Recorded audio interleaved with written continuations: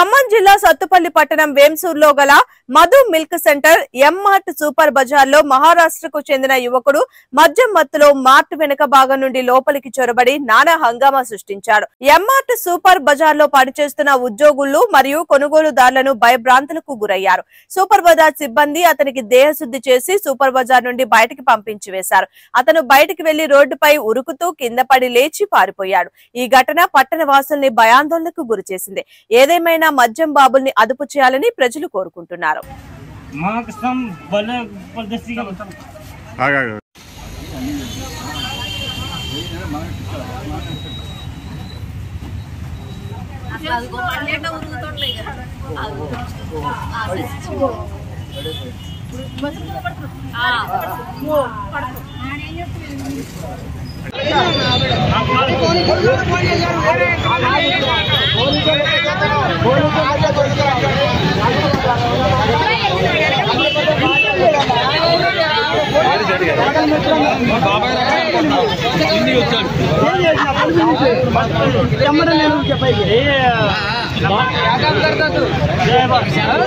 ఇంట్లో కూడా బోర్డు పై 2 అంతస్తుల్లో లాను పోయి